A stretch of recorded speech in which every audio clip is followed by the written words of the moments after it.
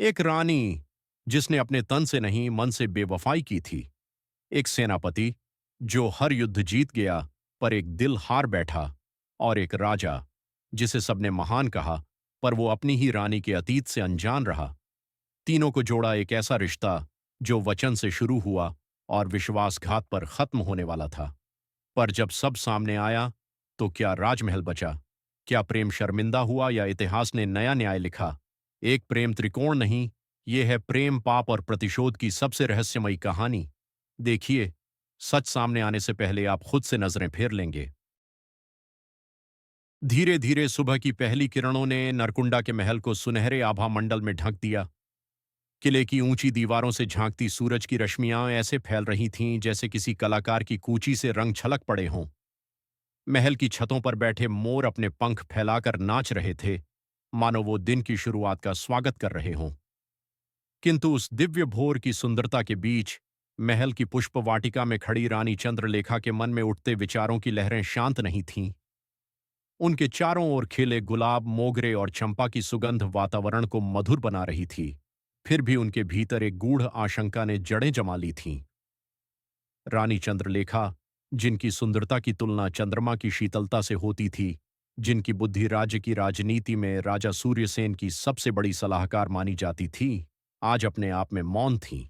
उन्होंने अपने हाथों में एक सफेद गुलाब थामा हुआ था, जिसकी पंखुड़ियां धीरे धीरे गिर रही थीं। ये फूल भी आज मुरझाए से लगते हैं, उन्होंने बुदबुदाकर कहा, मानो हवा से बात कर रही हों।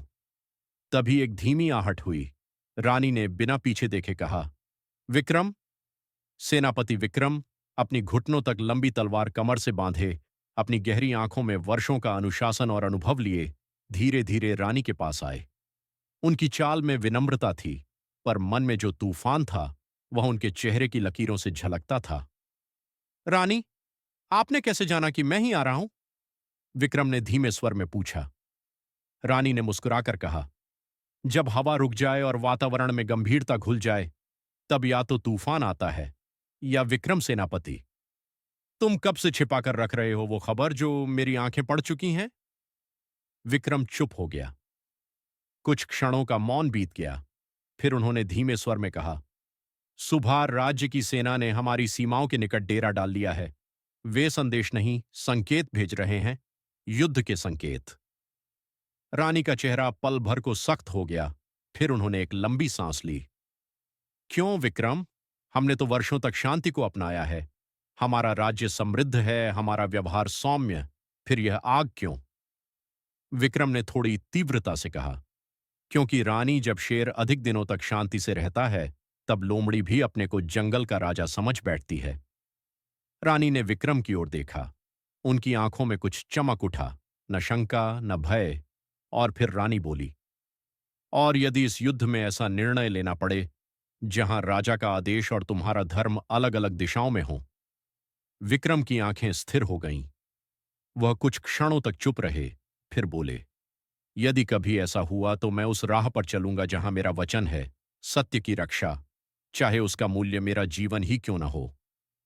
रानी के हाथ से गुलाब की अंतिम पंखुड़ी गिर गई। रानी ने धीरे से दोहराया, तुम्हारा वचन, जो तुमने वर्षों पहले मुझे भी दिया था, कि जब न्याय और आदेश टकराए तब तुम न्याय का साथ दोगे, भले ही तुम्हें अपने राजा के विरुद्ध खड़ा होना पड़े। विक्रम की आंखें कुछ क्षणों को रानी के चेहरे पर अटक गईं। वे न प्रेम था न अपराध बोध, बस एक अपरिभाषित भावना।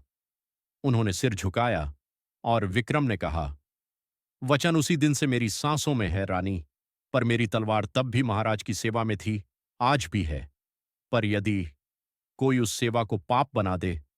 उन्होंने बात अधूरी छोड़ दी। रानी ने एक कदम आगे बढ़ाया। उनके स्वर में एक अजीब कंपी थी, नृत्य करती हुई लेकिन गहराई से कांपती हुई, और बोली, यदि यह युद्ध तुम्हें मेरे विरुद्ध खड़ा कर दे, तब। विक्रम ने गहरी सांस ली, आकाश की ओर देखा। तब मैं अपने वचन की रक्षा करूंगा और आपकी आंखों का सामना नहीं कर पाऊंगा। रानी ने अब सिर झुका लिया। उनके चेहरे पर दर्द की लकीरें तैर गईं। राजा को यह झांत है? उन्होंने पूछा। नहीं, विक्रम ने कहा, अभी नहीं, लेकिन सभा आज बुलाई गई है, निर्णय वहां होगा। फिर दोनों कुछ क्षणों के लिए चुप हो गए। बगीचे के कोने में स्थित शिव मंदिर से शंखनाद की आवाज आई। वह कोई साधारण शंखनाद नहीं था, उसमें आने वाले युद्ध की घोषणा छुपी थी, अपूर्व रूप से। विक्रम ने रानी को प्रणाम किया और धीमे कदमों से वहां से चले गए। रानी वहीं खड़ी रहीं। उन्होंने अपने आंचल से आंखें पोंछीं, फिर धीरे धीरे पीछे मुड़ीं और महल की ओर चल पड़ीं, जहां उनका मुकुट उनका इंतजार कर रहा था, और शायद एक परीक्षा भी। और तब से हवाओं ने नरकुंडा की दीवारों से फुसफुसाना शुरू कर दिया, रानी और सेनापति के बीच के रहस्य को। नरकुंडा दुर्ग के भीतर स्थित सभा भवन, जहां दीवारों पर चित्रित थे पूर्वजों के युद्ध, निर्णय और बलिदान। उच्च छत से झूलते स्वर्ण मंडित दीपकों से टपकती रोशनी सीधी संगमरमर की भूमि पर पड़ती थी। वह भूमि जिसने अनगिनत निर्णयों की गूंज सुनी थी, आज एक और दोराहे की साक्षी बनने जा रही थी। राजा सूर्यसेन सिंहासन पर बैठे थे। उनका चेहरा कठोर और गंभीर था, जैसे वह अभी अभी एक युद्ध लड़कर लौटे हों। किंतु यह युद्ध बाहरी नहीं था, यह युद्ध भीतर चल रहा था।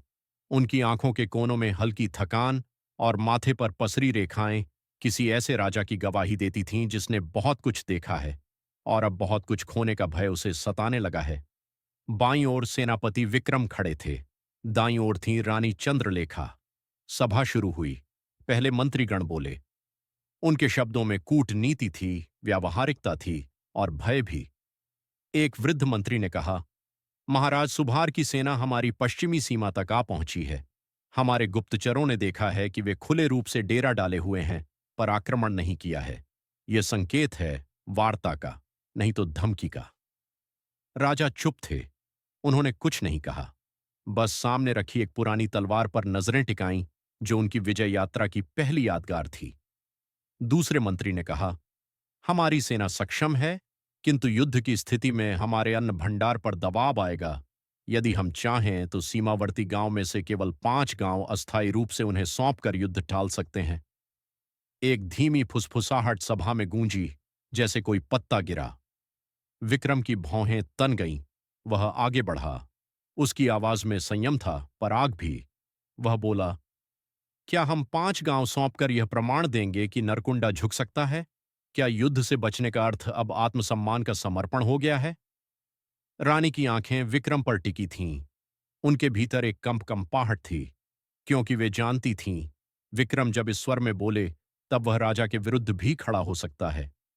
राजा ने धीरे से कहा, विक्रम, युद्ध की आग में केवल सैनिक ही नहीं जलते, गांव, किसान, बच्चे सब स्वाहा हो जाते हैं। यदि शांति का मूल्य केवल 5 गांव हैं तो हम अपनी आत्मा बेच देंगे महाराज। विक्रम ने बीच में ही काटते हुए कहा। सभा स्तब्ध हो गई। रानी ने देखा, वह क्षण था। इतिहास का मोड़ वहीं था। राजा खामोश हो गए।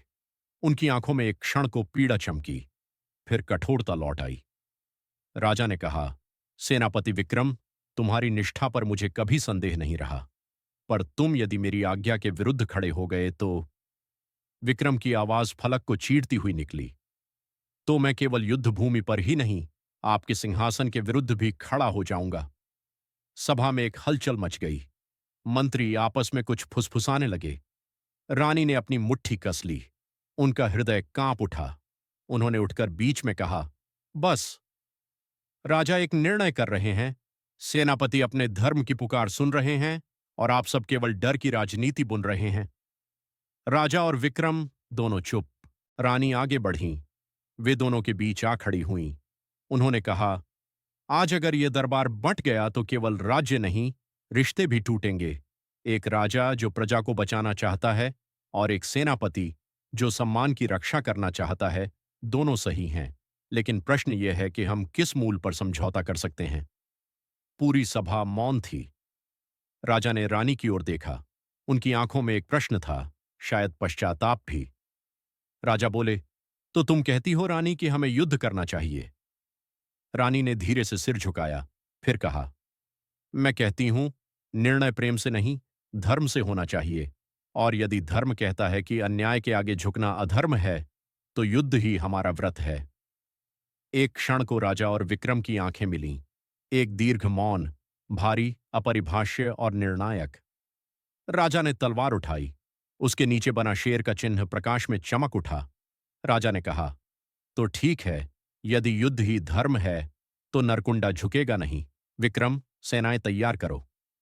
विक्रम ने झुककर प्रणाम किया, फिर पल भर के लिए रानी की ओर देखा। उनकी आंखों में आंसू की एक रेखा थी, पर साथ ही निर्णय की दृढ़ता भी। सभा विसर्जित हुई। राजा अपने कक्ष की ओर चले गए, कंधों पर भविष्य का बोझ लिए। विक्रम अपने शिविर की ओर बढ़ गया, सीने में अटल वचन की धड़कन के साथ। और रानी, वह वहीं खड़ी रही। उसके चारों ओर खाली सिंहासन, खाली कुर्सियां और खाली दीवारें थीं, लेकिन उसके भीतर अब कुछ रिक्त नहीं था। वहां निर्णय की ज्वाला जल रही थी। वह जानती थी, आने वाले दिनों में वह एक ऐसे युद्ध की साक्षी बनेगी जो केवल तलवारों से नहीं, हृदयों से लड़ा जाएगा। युद्ध की तैयारियां पूरे जोरों पर थीं। सेनाएं एकत्र हो रही थीं, अस्तबल में घोड़े बंधे थे और युद्ध सामग्री की साज सज्जा हो रही थी। पूरा महल हलचल से भरा हुआ था।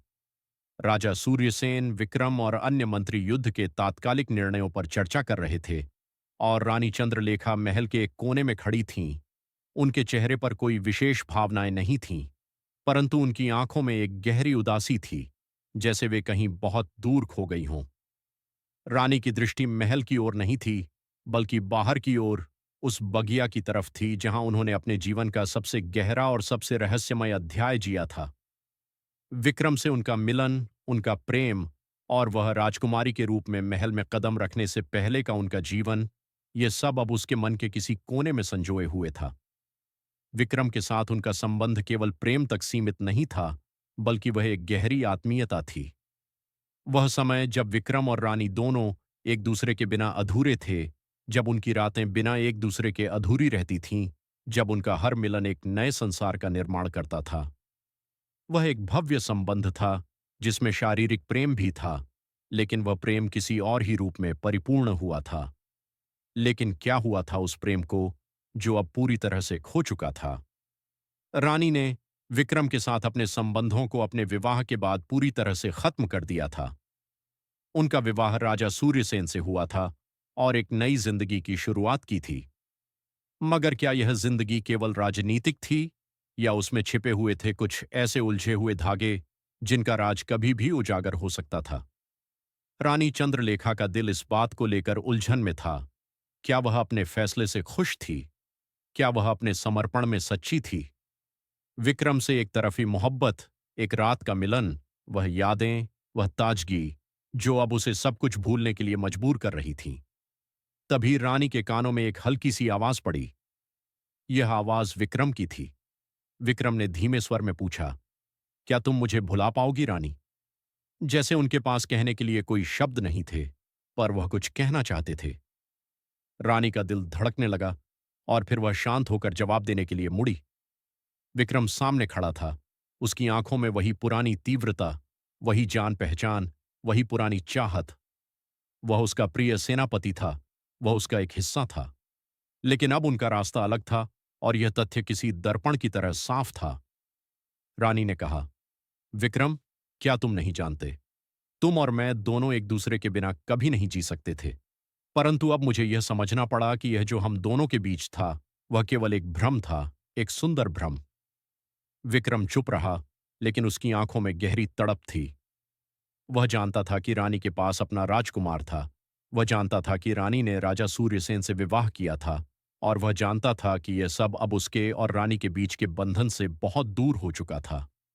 विक्रम ने कहा, मैंने तुम्हारे साथ बहुत कुछ बिताया है रानी। हमने अपनी बाहों में एक दूसरे को महसूस किया है। हमने अपने शरीरों को एक दूसरे के साथ बांधा है। लेकिन जब एक दिन तुम्हें अपना स्थान चुनना पड़ा, तो तुमने मुझे छोड़ दिया। रानी ने उसे देखा। उसकी आंखों में आशंका और पीड़ा थी। वह जानती थी कि वह विक्रम से यह कभी नहीं कह सकती थी जो वह आज कह रही थी, लेकिन यह सच था कि विक्रम और रानी के बीच के शारीरिक और मानसिक रिश्ते का एक गहरा अर्थ था। रानी ने अपनी आवाज में ठहराव लाते हुए कहा, विक्रम, तुम मेरी जिंदगी का एक हिस्सा हो, लेकिन अब मुझे मेरी जिम्मेदारी निभानी है। मेरे राज्य की सुरक्षा, मेरे परिवार का संरक्षण और मेरे पति की आन बान शान, ये सब पहले आता है। मैं तुमसे बहुत प्यार करती थी, लेकिन मैंने राजा सूर्यसेन से विवाह किया, और अब मैं उसकी रानी हूं। विक्रम की आंखों में एक क्षण के लिए गहरी निराशा और गुस्सा था, लेकिन फिर उन्होंने खुद को संभाला। वह रानी की ओर बढ़े और धीरे से बोले, मैं कभी नहीं भूल सकता कि तुमने मुझे छोड़ दिया था, रानी, और यही सच है कि तुमने मुझे छोड़ दिया। वह पल जब विक्रम और रानी के बीच की दीवारें अचानक उधड़ी थीं, एक लम्हे के लिए रुक गई। यह वह समय था जब हर शब्द और हर निर्णय का असर एक युद्ध से ज्यादा गंभीर था। दोनों की आंखों में जो कुछ था वह शायद अब तक का सबसे सच्चा भाव था। एक गहरी तन्हाई, एक खत्म हुआ प्रेम, और एक ऐसी कीमत जो किसी और ने चुकाई थी। रानी ने विक्रम की आंखों में देखा और धीरे से कहा, तुम मेरे पास आए हो विक्रम, लेकिन अब मैं किसी और की हूं। मेरे निर्णय को समझो। मैं तुमसे प्यार करती थी, लेकिन अब मैं एक और जिम्मेदारी की ओर बढ़ी हूं। यह कहते हुए रानी पलटकर महल की ओर चल पड़ी और विक्रम वहीं खड़ा रह गया, उसकी आंखों में गहरी तपिश और दिल में बेजान खामोशी।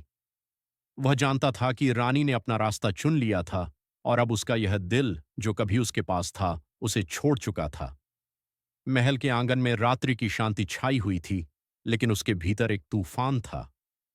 राजा सूर्यसेन की सेना युद्ध के लिए पूरी तरह तैयार थी और सैनिकों की आखिरी तैयारियां चल रही थीं। आकाश में चांद अपनी हल्की रोशनी बिखेर रहा था, लेकिन महल में एक अजीब सी बेचैनी थी।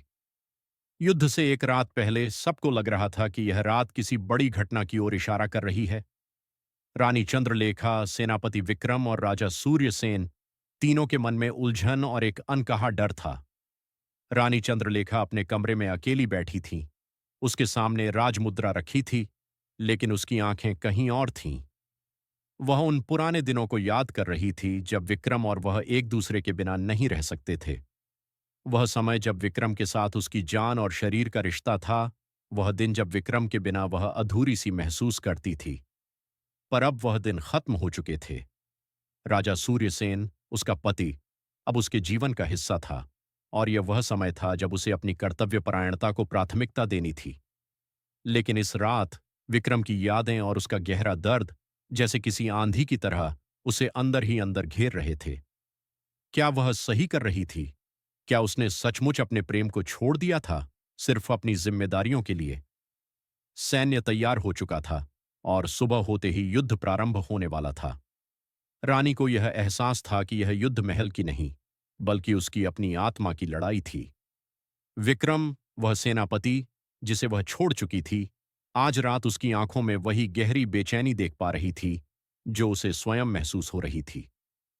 राजा सूर्यसेन अपनी सेना के साथ युद्ध के लिए तैयार था, लेकिन उसकी दृष्टि रानी चंद्रलेखा पर थी। वह जानता था कि रानी के दिल में विक्रम के प्रति कुछ पुरानी भावनाएं थीं, और शायद उसे भी यह समझ में आ रहा था कि रानी का मन पूरी तरह से उसके साथ नहीं था। राजा सूर्यसेन ने एक बार रानी से पूछा था, क्या तुम्हारा दिल पूरी तरह से मेरे साथ है? लेकिन रानी, जो कभी भी अपनी भावनाओं को व्यक्त करने में संकोच नहीं करती थी, वह अब चुप हो गई थी। उसका दिल विक्रम के लिए एक अनकहा संदेश भेज रहा था, जबकि उसकी आंखें राजा सूर्यसेन से हिम्मत और कर्तव्य की उम्मीद कर रही थीं। रानी के मन में एक ही सवाल था, क्या यह युद्ध, ये सब कुछ, मेरे प्रेम के बिना संभव है? उसका मन विक्रम के पास खींचता था, लेकिन उसका कर्तव्य उसे राजा सूर्यसेन के पास खींचता था। यह द्वंद्व जो उसके भीतर था, वह अब उसके बाहरी संसार में भी प्रकट होने वाला था। युद्ध की रात थी और रानी महल की छत पर खड़ी थी। विक्रम की आंखें उसकी आंखों से मिल रही थीं। वह जानता था कि यह उनकी आखिरी मुलाकात हो सकती है। विक्रम, जो कभी रानी का जीवन था, आज उसे एक अंतिम बार देख रहा था। एक ऐसी आखिरी बार जब कोई शब्द नहीं बोले जा सकते थे, जब केवल उस खामोशी का संदेश बाकी रह गया था जो सब कुछ कह रहा था। विक्रम ने रानी की ओर देखा। उसकी आंखों में सवाल था, लेकिन उसके मुंह से कुछ नहीं निकला। रानी के मन में गहरी तन्हाई थी, एक ऐसा शून्य जिसे वह कभी नहीं भर सकती थी। विक्रम ने आखिरकार कहा, तुम मुझे कभी नहीं भूल पाओगी। रानी, उसकी आवाज में गहरा दर्द था। रानी का दिल धड़कने लगा। उसने किसी तरह अपनी आंखों को ढका और बोली, मैंने कभी नहीं कहा कि मैं तुम्हें भूल सकती हूं विक्रम, लेकिन अब यह समय है कि हम अपने रास्ते अलग अलग चुनें। तुम मेरी जिंदगी का हिस्सा हो, लेकिन अब मैं अपने राज्य और अपने कर्तव्यों के प्रति अपनी जिम्मेदारी निभाने जा रही हूं। विक्रम एक पल के लिए चुप रहा, फिर उसने कहा, यह कर्तव्य, यह राज्य, क्या यह तुम्हारी आत्मा को शांति दे पाएगा, रानी? उसकी आवाज में अब कोई आक्रोश नहीं था, केवल एक गहरी चिंता थी। रानी ने कहा, मुझे नहीं पता, लेकिन मुझे विश्वास है कि यह मेरे राज्य और मेरे परिवार के लिए सबसे अच्छा है। इस बीच राजा सूर्यसेन युद्ध भूमि पर तैयार खड़ा था। उसकी आंखें रानी की ओर नहीं बल्कि सेनापति विक्रम की ओर थीं। वह जानता था कि विक्रम रानी के अतीत का हिस्सा था, लेकिन वह यह भी जानता था कि रानी ने उसे अपना दिल सौंप दिया था। क्या यह उनका युद्ध था या कुछ और? क्या इस युद्ध के पीछे केवल राज्य का संरक्षण था या कुछ और भी था? वह पल आ चुका था। रानी और विक्रम के बीच की खामोशी टूट चुकी थी और अब युद्ध का रास्ता तय हो चुका था। विक्रम ने रानी की ओर एक आखिरी बार देखा और फिर अपनी सेना के साथ युद्ध भूमि की ओर बढ़ा। सुबह का सूरज युद्ध भूमि पर अपनी हल्की किरणों के साथ उग चुका था। युद्ध की धुआंधार गूंज रानी चंद्रलेखा के दिल में एक अजीब सा हलचल पैदा कर रही थी। उसने महल की छत से मैदान की ओर देखा। वहां सेनापति विक्रम और राजा सूर्यसेन दोनों अपने अपने सैनिकों के साथ खड़े थे। दोनों के चेहरे पर घातक तनाव था, लेकिन रानी की आंखों में एक अलग ही उलझन थी। उसे महसूस हो रहा था कि यह युद्ध, जो उसकी आंखों के सामने शुरू हो चुका था, सिर्फ राज्य का नहीं, बल्कि दिलों का भी युद्ध था। युद्ध भूमि पर विक्रम अपने सैनिकों के साथ सबसे अग्रिम मोर्चे पर था। उसका चेहरा गुस्से और गंभीरता से भरा हुआ था। वह जानता था कि यह युद्ध केवल राज्य के लिए नहीं, बल्कि उस सम्मान के लिए है जिसे उसने कभी रानी चंद्रलेखा से खो दिया था। उसकी आंखों में अब वह प्रेम नहीं था जो कभी रानी के लिए था, बल्कि अब वह केवल एक सेनापति की सख्त जिम्मेदारी और राजधर्म को निभाने का उद्देश्य था। राजा सूर्यसेन ने भी अपनी सेना को मोर्चे पर तैयार किया। उसकी आंखों में एक स्थिरता और सत्ता का अहंकार था। वह अपने राज्य को बचाने के लिए किसी भी हद तक जा सकता था, और उसका विश्वास था कि इस युद्ध में विजय ही उसका भविष्य तय करेगी। लेकिन उसके मन में भी कहीं न कहीं यह सवाल था, क्या उसने रानी को सच में समझा था? क्या वह रानी के दिल में वही स्थान रखता था जैसा विक्रम ने कभी रखा था? रानी चंद्रलेखा महल की खिड़की से युद्ध भूमि को देख रही थी। उसके दिल में एक हलचल सी उठ रही थी। विक्रम और राजा सूर्यसेन, दोनों के बीच वह असमंजस, वह संघर्ष एक ही समय में उसके मन के अंदर पल रहा था। वह जानती थी कि दोनों में से कोई भी उसे पूरी तरह से समझ नहीं सकता था। राजा सूर्यसेन ने उसे राज्य और राजधर्म की अहमियत सिखाई थी, जबकि विक्रम ने उसे अपने दिल की सुनना और उसे व्यक्त करना सिखाया था। अब युद्ध भूमि पर सेना एक दूसरे से टकराने के लिए तैयार थी।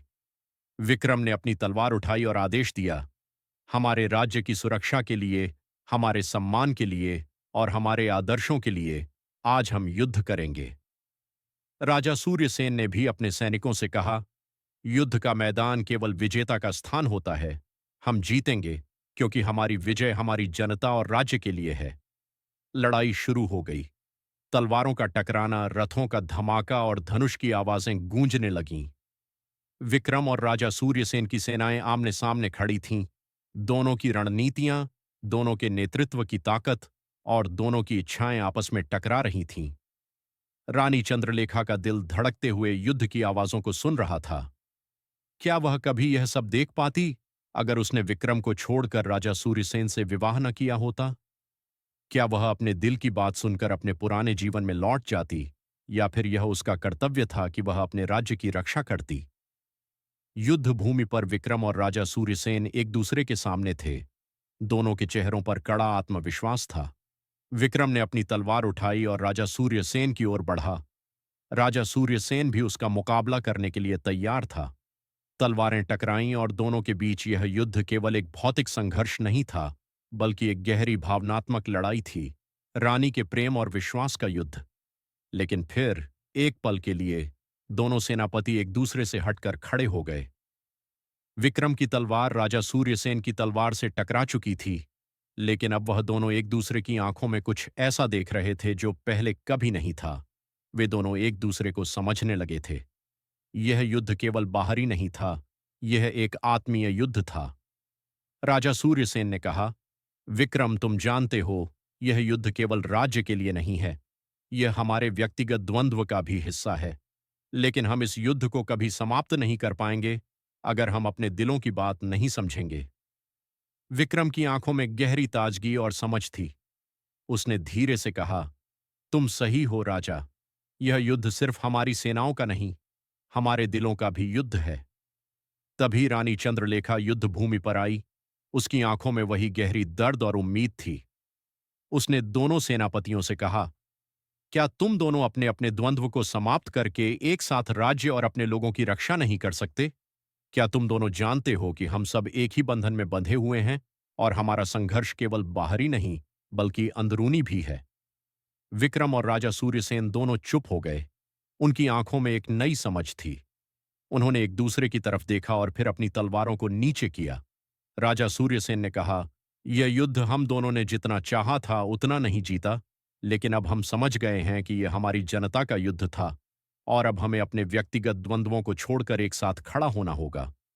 विक्रम ने सिर झुकाया और कहा, हाँ, हम सबका उद्देश्य एक ही है। हमारे बीच की दीवारें अब गिर चुकी हैं। रानी चंद्रलेखा की आंखों में संतोष और शांति का भाव था। युद्ध समाप्त हो चुका था और जो परिणाम सामने आया था वह केवल विजय नहीं बल्कि समझ, प्रेम और एकता की विजय थी। युद्ध थम चुका था। खून की गंध अब मिट्टी में मिल चुकी थी, परंतु आकाश में शांति की एक विचित्र चुप्पी पसरी हुई थी। राजा सूर्यसेन और सेनापति विक्रम के बीच तलवारें नहीं, अब मौन संवाद चल रहा था। युद्ध की भूमि, जो एक समय क्रोध और आक्रोश की प्रतीक थी, अब आत्मा के अनकहे रहस्यों को उजागर करने का स्थान बन चुकी थी। रानी चंद्रलेखा मैदान में आई। उसके वस्त्र हवा में लहरा रहे थे और आंखों में वह पीड़ा थी जो वर्षों से दबी हुई थी। वह उन दोनों के सामने खड़ी हुई और कहा, अब समय आ गया है कि जो सत्य वर्षों से राजमहल की दीवारों में कैद है, उसे आज स्वच्छ सूर्य के नीचे उजागर किया जाए। राजा सूर्यसेन ने भौंचक्के होकर रानी की ओर देखा। कौन सा सत्य, रानी? रानी की आंखों में एक बवंडर था, लेकिन स्वर स्थिर और धीमा था। वह सत्य जो हमारे रिश्तों की नींव हिला सकता है, वह अतीत जिसे मैंने दफन किया था, लेकिन जो आज खुद को उजागर करने को आतुर है। विक्रम ने चुपचाप सिर झुका लिया, जैसे वह जानता था कि अब वह क्षण आ चुका है। रानी ने आहिस्ता कहा, वर्षों पूर्व, जब मैं राजमहल में नहीं बल्कि अपने पिता के राज्य में थी, विक्रम ही वह व्यक्ति था जिसने मुझे प्रेम सिखाया था।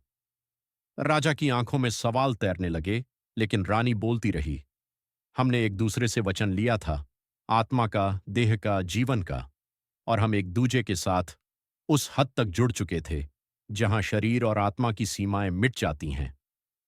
राजा सूर्यसेन का चेहरा सख्त हो गया, परंतु उसने कुछ नहीं कहा। विक्रम ने अब सिर उठाया, आंखों में अपराध बोध था। विक्रम बोला, मैंने रानी से प्रेम किया, लेकिन जब उसे इस राज्य से विवाह प्रस्ताव मिला, मैंने स्वयं ही उसे जाने दिया, क्योंकि मैंने सोचा उसका भविष्य महलों में लिखा है, न कि मेरे संग युद्ध भूमि में।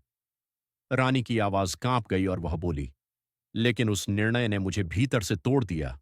मैं रानी बन गई, पर उस प्रेम का एक टुकड़ा कभी मिटा नहीं। अब राजा सूर्यसेन की आंखें नमी से भर गईं, लेकिन उसका स्वर शालीन था और वह बोला, तो क्या आज भी? रानी ने धीरे से सिर झुका लिया। आज भी नहीं। मैं आज भी तुम्हारी पत्नी हूं, तुम्हारे साथ हूं। लेकिन विक्रम और मेरा अतीत एक सच्चाई है जिसे अब और छुपाना पाप होता। तीनों के बीच कुछ क्षणों का मौन था, जैसे ब्रह्मांड भी उस संवाद को आत्मसात कर रहा हो। राजा आगे बढ़ा। उसने विक्रम के कंधे पर हाथ रखा। राज्य को ऐसे सेनापति की जरूरत है जो न केवल युद्ध में बल्कि प्रेम में भी सच्चा निकले। और रानी, मैं तुम्हें उसी रूप में स्वीकार करता हूं जिसमें तुम स्वयं को देखती हो, अतीत, वर्तमान और भविष्य सहित। रानी की आंखों से आंसू बह निकले, अपराध बोध के नहीं बल्कि स्वीकार और सच्चाई के। उसने राजा और विक्रम दोनों की ओर देखा, जैसे वर्षों का बोझ अब उतर गया हो। राजा ने धीरे से कहा, हम तीनों का संबंध अब कोई व्यक्तिगत त्रिकोण नहीं बल्कि एक साझा सत्य है, जहां प्रेम, त्याग और क्षमा ने हमें साथ बांधा है। सूर्य अब अस्त हो रहा था। क्षितिज पर रक्तवर्ण आभा थी। तीनों एक साथ युद्ध भूमि से लौटने लगे। कोई विजेता नहीं था, कोई पराजित नहीं था। केवल सत्य था जिसे अब छुपाया नहीं जाएगा। आपको क्या लगता है दोस्तों, राजा ने रानी को स्वीकार करके सही किया अपने विचार हमें कमेंट बॉक्स में जरूर बताएं।